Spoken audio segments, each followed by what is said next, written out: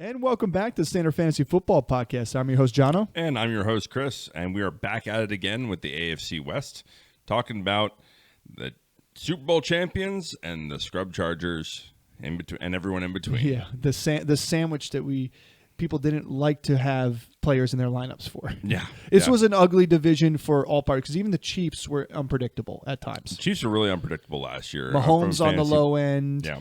Kelsey on the low end. That's going to change this year. Yeah. But I do, we're going to start, we've always done it worst to first. So we're going to start with the Los Angeles Chargers, who were the worst team in the division last year. They had a slew of injuries all across their lineup. I mean, you're going from Mike Williams early in the season to offensive to Joey Bosa, who's always hurt anyway. Herbert with his finger, Eckler with his ankle, like you name it, everybody was hurt last year at one point. But this is a team ever since Herbert. Even Palmer got hurt. Yeah, this is a team ever since Herbert's come into the league has been wildly inconsistent. And I know the coaching, there's obviously the biggest thing that's happened to the Chargers is the coaching change with John Harbaugh. And coordinator change too. Of course. Both coaching change. But yes, yeah. Just a complete coaching change. Gutted. And I think it's going to do really well for the team, but I think it's going to change from what we've seen the team do the last couple of years with Justin Herbert, is be pass-first offense. Now, you had just, other than Keenan Allen, who every year just seems to be a guy that you don't want to draft, but you should draft because he's going to be a 1,000-yard receiver, probably going to be an 8 to 10 touchdown guy. He's the only guy that really was consistent the entire season. Even Eckler being drafted in the top 5 spot last year was awful. I mean, I know he had his ankle injury early in the season. He had a really good first 3 weeks of the season. Was looking to get back on track. Injures his ankle, misses 4 or 5 weeks for that, comes back and is just not the same the rest of the season. Well, listen, let me just go back and mention. I know you're going to do some defensive maneuvers because you drafted him last year. Well, no, but I just want to put this out there. He was RB3 week 1, put up 22 points. It was unbelievable. We were like, yes, this is why we drafted him. Ankle injury, misses 3 weeks, then the bye, and I think it was still lingering him, but he still came back. The first 2 weeks he played Dallas and Kansas City, 2 tough defenses. They looked bad, but then he was RB7, RB4, RB6 in 3 weeks in a row. And at that point, you then had the Herbert injury, where this offense then went from being under center, better running for Eckler, better for play action, to being in shotgun only, and then Eckler was meeting defenders in the backfield left and right. So, like, part of it, like, he only had one more top 10 finish after that, and it was against Denver week 14 as the 10. Well, so I think that was part of it, and then his carries went down. I think that ankle injury hurt him, but he's also older. I mean, again, it was a risk you took in the top 3. It didn't pay off.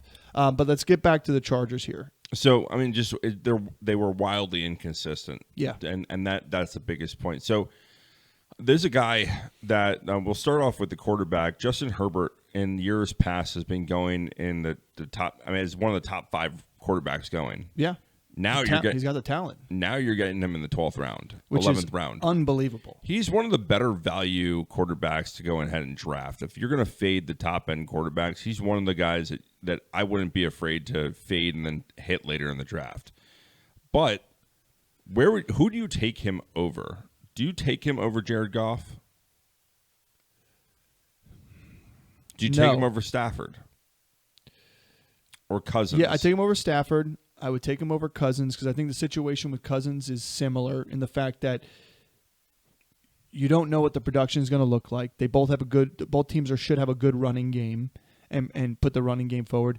Both are in a division that they can pass the ball a lot easier than some other divisions. So I just like the talent and youth of Herbert coming off of a finger injury versus an Achilles tear. But if Kirk Cousins was healthy, and it would be a tough decision. But that being said, I take him over Aaron Rodgers as well, just simply because of the youth too as well, and he doesn't have to face 2 of those, the Miami and the Buffalo defenses, or at least the Buffalo defense is one of more. Oh, Miami defense is probably going to be better this year. But I don't know. It is a tough decision because you put it in a bottle and you can shake it up and get any one of those guys and they could all finish right next to each other. Yeah, I mean, he's a really. I mean, for me, it's tough to kind of put my finger on like where do I want him, which is why I haven't drafted him at all. And I would rather take a guy like Aaron Rodgers over him because the talent is there. If Keenan Allen was still in the Chargers, I'm still probably going to go Herbert. Yeah. But there is, and we'll get to the wide receiver core here in a bit, but like there's no premier guy. Correct. It is a mixed bag of some veterans to this team. Now, I'm not saying that, and new faces. Yeah, and I'm not saying it's bad. I'm just saying there's no premier guy. There's a lot of kind of like mediocrity but there. You can't say it's good because it is unproven. It's unproven. It's an unproven, because even Josh Palmer, he's had good weeks, but is he good enough to be the wide receiver one at that team? And like, yeah, he had Williams and Keenan Allen above him the whole time he's been at this team, and he's always been the next man up. But next man up doesn't automatically make you the wide receiver one. No, but I think what he's going to be doing for that offense, he's going to end up as probably being the wide receiver one. And the same thing is like they didn't really bring in a high volume tight end. No, they didn't. There's a lot of just average players on this team. Yeah, they went really heavy for the running game. That's what they brought in a lot of running backs. They brought in 2 cheaper running backs. They're not spending a ton of money, and they drafted one. So that's what I'm saying. They brought in more running backs than receivers and pass catchers. They brought in offensive linemen as well, include drafting the best one, and could be one of the best since we've seen Orlando Pace back in the day. Yeah, I mean, Joe Alt is great, and he's gonna be great there. And I know it's surprised a lot of people based on how many needs that they had, but they're doing things the right way. You build from the line out. All right, you don't build the opposite way. If you have these young quarterbacks and young receivers, I mean, I always bring this back. It's like, look at the Cincinnati Bengals. I know they went to a Super Bowl, but how many seasons has Joe Burrow stayed healthy because they don't have an offensive line to protect him? Yeah, no, I agree.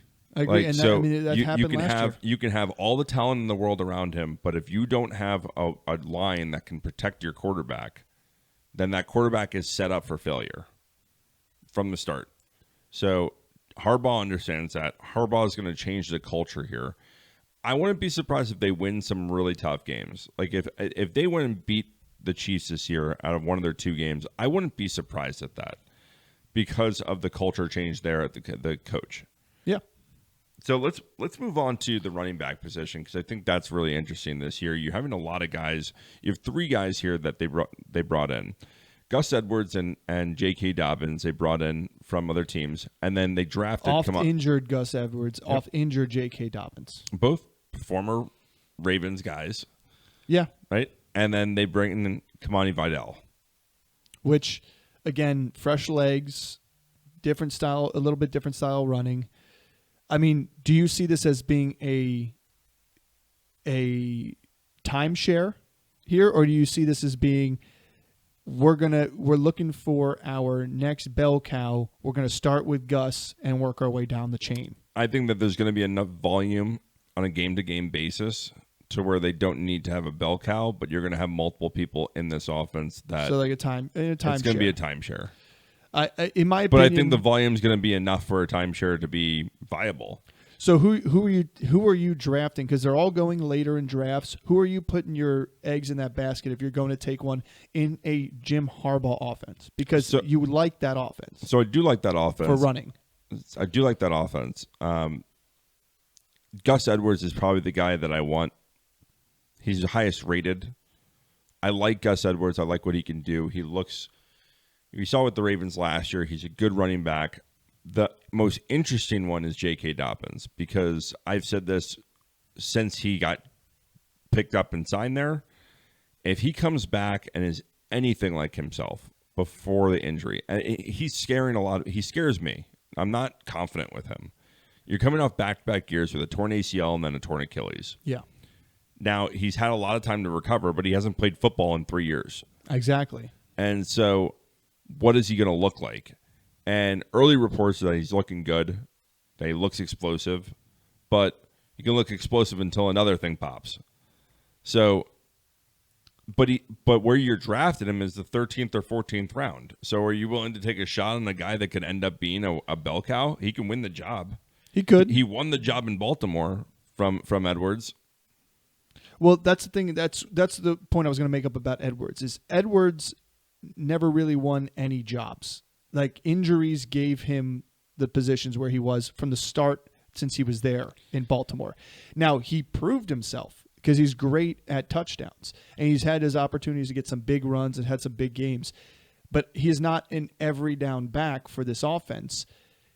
If I'm drafting a running back on this team, which it depends on where he falls with some of these other running backs there, but I'd probably take a chance on the rookie more than anybody else, because new offensive coordinator, new offensive scheme, new everything. So why not get they bring in 2 veterans on the cheap because they know they've got something, but you also have a rookie that could be the future running back of this team for a little while.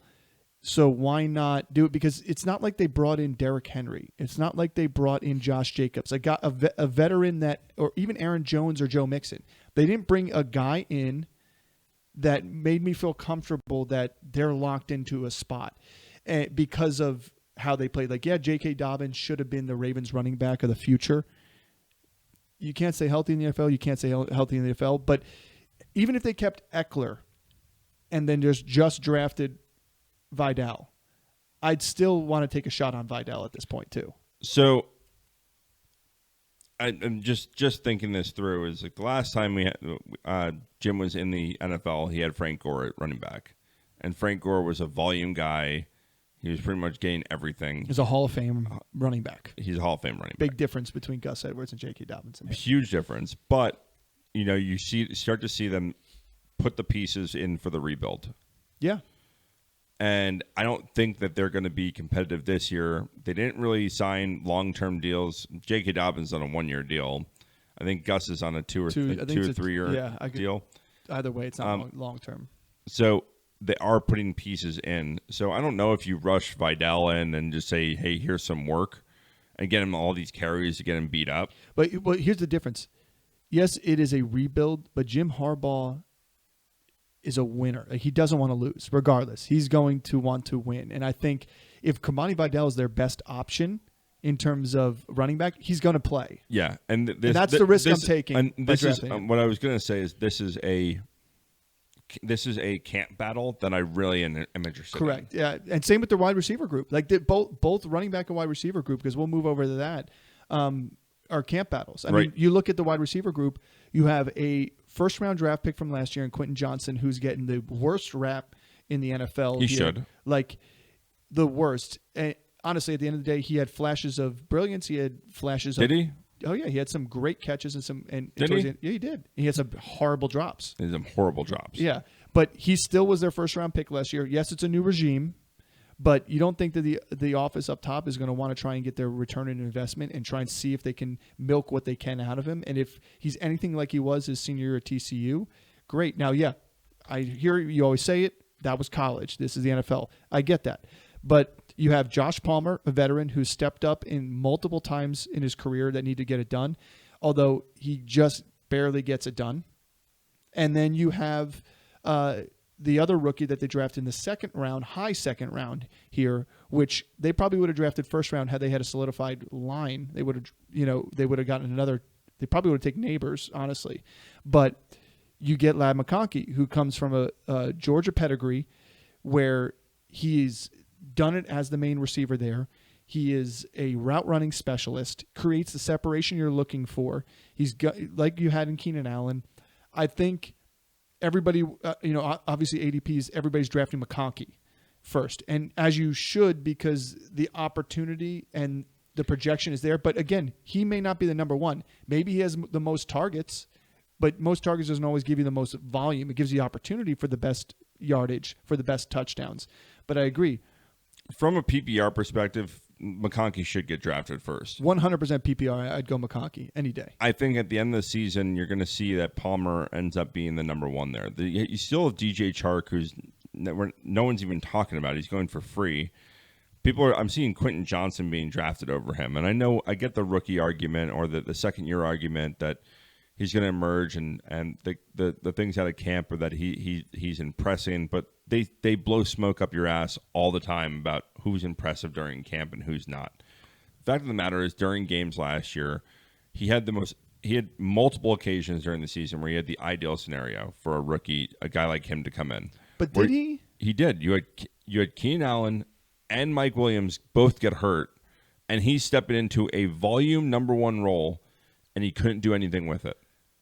And it was Josh Palmer, and it was Jalen Guyton, and it was the other guys that stepped up, not a massive body. But those guys didn't really step up. They had like big downfield giant catch. Nobody stepped up on that offense last year. Period. But Johnson had those opportunities. And he did have games at the end of the season where he did do exactly what Palmer and Guyton did. Here's my defense on Quentin Johnson. Ready for this? This is why I'm trying. He catches balls like this. Like the way you caught footballs. You're right. I was a defensive player, so not a wide receiver. Here's my defense of Quentin Johnston, and I will take this with me to the end of the season. But I'm taking a chance on him as late as he's going for the chance of him being wide receiver one in this offense. I'm not making the argument that he did great in college, because we all know he did. But here's the thing. You had Justin Herbert, we just said earlier, who had a finger issue. So this offense ran out of the shotgun way more than it should have. And you had no running game because of that as well. You had no play action because of that as well. And it was Kellen Moore's offense. And take a look at Kellen Moore's offense historically. The wide receiver for Kellen Moore that motioned more than anybody else was the one that feasted more than anybody else. CeeDee Lamb did it as a rookie for Kellen Moore. Keenan Allen did it last year as well. I'm interested to see who's the motion man for the Eagles. I'm interested to see if who the slot guy ends up being for the Eagles too at times. But at the end of the day, Kellen Moore's offense fell apart after injury and made it much more difficult for anybody else on that offense. It just was so bad. You had a team that I forget what their win total projection was going into the season. It had to be like 9.5. And they finished with 5 wins. And Kellen Moore's ran good offenses. I just think last year, nobody was going to succeed with the amount of injuries they had. And again, now you have an opportunity where you don't have this hyper-targeted. Like if Kellen Moore's still the OC there, Ladd McConkey would be the wide receiver one there, because he would be the motion man, 100%. Yeah. And I wouldn't even have a question about it. But now I feel more confident that you're going to establish the run, you're going to get in play action, you're going to scheme guys open a little bit more often. And I think if Quentin Johnson gets the opportunities to have a shot at wide receiver one, he's physically more talented than Josh Palmer. He's physically more talented than DJ Chark at this point. So he can do it. It's his to lose is the situation that I'm seeing happen here. It might be. But I think that you're right. Like where you're getting him in the 13th round, it's free, and you're just taking a shot in the dark. But Troy Franklin or Quentin Johnson. Well, I'm taking Troy Franklin ahead of Quentin Johnson, but I'm also taking Troy Franklin probably a round before Quentin Johnson. I'd go boom boom right there if I've got 2 picks at the end that I'm looking to take a shot on people, for sure. But I'm not taking Josh Palmer in any of my drafts. It's McConkey and Quentin Johnston. Yeah, like Palmer doesn't move. I think that's a mistake. But Palmer doesn't move the needle enough for me to say that he's going to be a 1,200-yard receiver, 1,100-yard receiver, 8 touchdown type of guy to finish in like the top 20. Top 30. But he's not getting drafted in that position though. So then why am I going to draft him? Do you think McConkey has the ability to do that? McConkey has the ability to be 1,000-yard, 8 touchdown, can finish in the top 25. So why do you think that he can do that and not Palmer? I just don't think Palmer's playing on the outside in an offense that's going to spread the ball. Because I think Quentin Johnston is going to have more of an impact than you think, and which is why I think Quentin Johnston has a chance to finish in the top 35 wide receivers out there. Stop that. what if he has 10 touchdowns and say a hair over 1,000 yards or 10 touchdowns and 900 yards? Get 5 first. I'm just saying. He's not like, listen, I know he's only a second-year player, but he didn't show the flashes that he's going to come out. He didn't have a Jamar Chase season. But he wasn't. But he wasn't drafted as high as Jamar Chase either. Bro, he was drafted in the first round. Yeah, end of the first round. He's a first-round receiver. Yeah, he. Let's talk about the first-round receivers from that year versus the first-round receivers from this year. Highly different. Like if those guys were in this year's draft, they're second-round. Zay Flowers, Jordan Addison, JSN. They're all second-round picks. I think maybe Addison you can argue, and maybe JSN would be at the end of the draft again. But Quentin Johnson and Zay Flowers, I think, go down further than that. That's what I think. I just think that the receivers there, people needed a receiver. You had guys that flashed, and I think.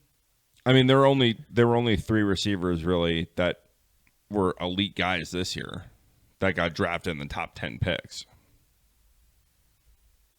Yeah, but I'm just saying because of that, they get pushed out. No receivers were drafted in the top 10 picks last year.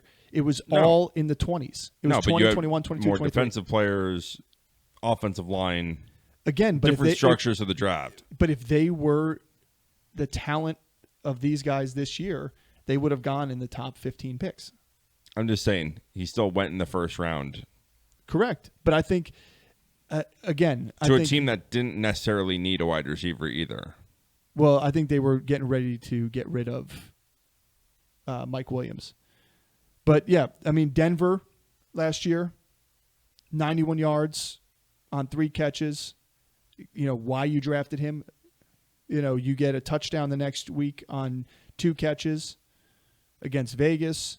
So, like, I just... So you're listing games where you had 5 catches in those 2 games that you hand-picked out. They were back-to-back games. Okay, back-to-back. End of the season, 5 catches, 100 yards, and a touchdown in 2 games. So I'm not saying he's breaking into your starting lineup right now, but I'm just saying, look at like that number right there is not a bad. I'm going to agree to disagree. You can go ahead. And and a guy that I drafted him in the late rounds last year. I think I drafted him in the 11th or 12th round last year, and then followed up with Tank Dell in the 14th. Like, there are guys that I like better than Quentin Johnson. There are guys this year I like better than Quentin Johnson. I don't see him on any one of my lineup. Correct. But I'm just saying where you can get him is worth taking a flyer because there's just too many question marks in his offense. And I don't think even a camp battle may give you a little insight, but it may not see where the season finishes either. Yeah. So we'll quick touch tight end before we take a quick break and move on to the Broncos. But tight end wise here, you had a change. Everett was a big time receiving tight end here. They bring in Disley, who is kind of a hybrid. He does receive, and he's been able to do it in Seattle in the past and other places. However, he is also a great blocker. And then you have Donald Parham, who is also a big body, great blocker. And under a microscope, you look at it, he does a lot with a little, has a lot of touchdowns on little receptions. I think he had 4 and 27 receptions last year. I'm not taking any of these guys right now, just because neither of them are going to be a week-to-week guy that's going to be like, yeah, I'm guaranteeing myself 70 yards from this tight end and maybe a touchdown. Like, there's other guys that I'm willing to take a shot on. Yeah, they're not. I'd rather take a rookie than take either one of these guys. I'd rather take a rookie like Ben Sinnott, Theo Johnston, than take any of these guys. Yeah. So, we'll take a quick break here. Don't forget to like and subscribe, hit that notification button, and when we come back, we'll be bringing you the Denver Broncos.